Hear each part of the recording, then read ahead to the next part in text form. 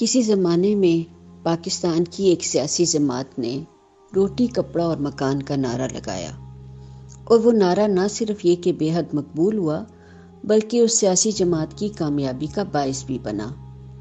اس نعرے کی کامیابی کی بہت بڑی وجہ یہ تھی کہ اس نے انسان کی انتہائی بنیادی اور اہم ضروریات یعنی کھانا، اوڑھنا اور رہنا کو مختصر اور جامع صرف 3 الفاظ یعنی روٹی، کپڑا اور مکان میں سمو دیا۔ بعد کے کسی وقت میں یہ جملہ بھی سننے کو ملا کہ جس کا پیٹ بھوکا ہو اسے سیاست و درکنار دین سے بھی شغف باقی نہیں رہتا، اور اس جملے نے واقعی تڑپا دینے والی بھوک کا مطلب سمجھا دیا۔ خوراک، لباس اور مکان یقیناً ہر انسان کی بنیادی ضرورت اور بحیثیت انسان اس کا بنیادی حق ہے۔ لیکن اگر غور کریں تو اس وقت دنیا کے بہت سارے انسان ان بنیادی حقوق سے بھی محروم ہیں، یا اگر انہیں یہ حقوق حاصل بھی ہیں تو بالکل نچلی سطح پر، جبکہ دوسری جانب انسان کی چاہت، پسند و ناپسند اور عیش و عشرت کے پیمانے اتنے بڑے ہوتے گئے ہیں کہ انسان اس بات کو بھول ہی گیا کہ اس کو اگر کھانے کو روٹی، پہننے کو کپڑا اور رہنے کو چھت مل جائے تو یہ اس کے لیے کافی ہے۔ انسانوں کو اپنی یہ بنیادی ضروریات پوری کرنے کے لیے مال کمانا پڑتا ہے، اور مال ہر ایک جیسا نہیں کما سکتا۔ کوئی کم کماتا ہے اور کوئی زیادہ۔ جو کم کماتا ہے وہ بیچارہ بنیادی ضروریات پوری کرنے سے بھی عاجز رہتا ہے، اور جو زیادہ کماتا ہے وہ عیش و عشرت کی بھی کوئی حد اپنے لیے مقرر نہیں کرتا، اور یوں انسانی معاشرے کا توازن بگڑنا شروع ہو جاتا ہے۔ امیر امیر تر اور غریب غریب تر ہوتے جاتے ہیں۔ پھر یہ توازن صرف انفرادی سطح تک نہیں رہتا بلکہ امیری اور غریبی کا ایسا جال بنا جاتا ہے کہ نسلیں اور قومیں، علاقے اور ملک خود بخود اس جال میں پھنستے چلے جاتے ہیں۔ امیری اور غریبی دونوں ہی آزمائش ہیں۔ امیری کی آزمائش عام طور پر سر سے پانی گزر جانے کے بعد سمجھ آتی ہے، اور غریبی کا ایک ایک لمحہ تپتے صحرا میں ایک بوند پانی کے لیے ترستی ہوئی پیاس بن کر گزرتا ہے۔ تو قادر و عادل ہے مگر تیرے جہاں میں ہیں تلخ بہت بندہ مزدور کے اوقات۔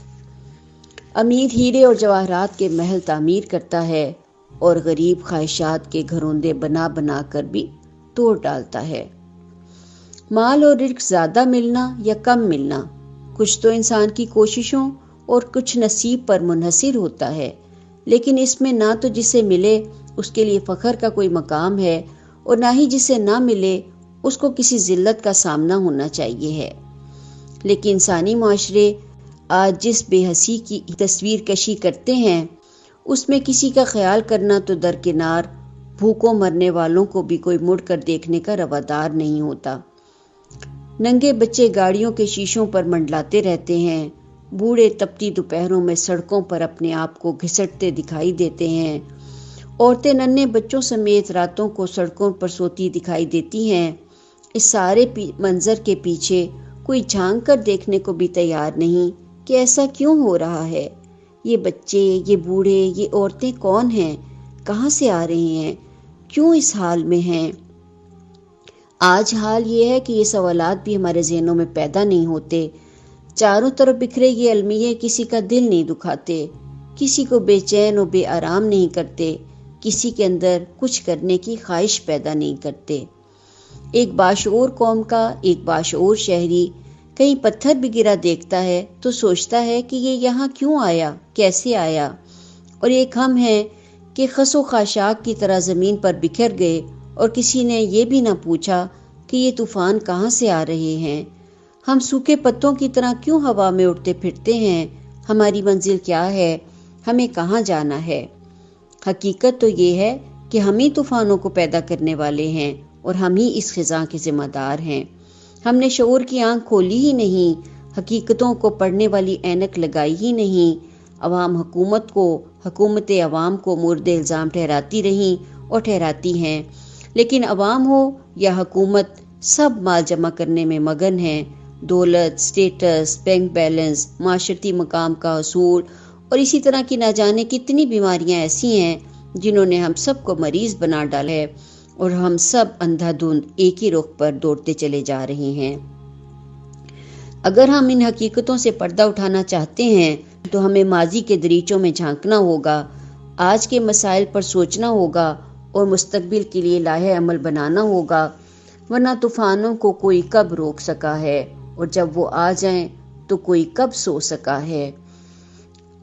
आज भी वक्त है, आंखें खोलें, जागें, सोचें, दौलत के पुजारी बनकर ऐशो इशरत पर नहीं, गरीब की ज़रूरत पर बेहिसी और खुदगर्जी का लिबादा उतारें, इससे ज़रूर किसी एक को लिबास मिलेगा। मुआशरे के नासूरों को समझने की तड़प पैदा करें, इससे किसी की तड़पती भूख को सुकून मिलेगा और कुछ तामीर करने की ख्वाहिश और कोशिश दिल में उजागर करें, इससे किसी की चार दीवारी तामीर होगी। ज़रूरत गफलत की नींद से जागने की है और इस बात की है कि हम इस ज़रूरत को समझें तो सही, क्योंकि ये ज़रूरत गरीब की ज़रूरियात से भी कई गुना बड़ी ज़रूरत है, वरना गरीब और बेशऊर कौमें भी कब खसो खाशाक की तरह हवाओं में बिखर कर गुम हो जाती हैं, किसी को पता भी नहीं चलता।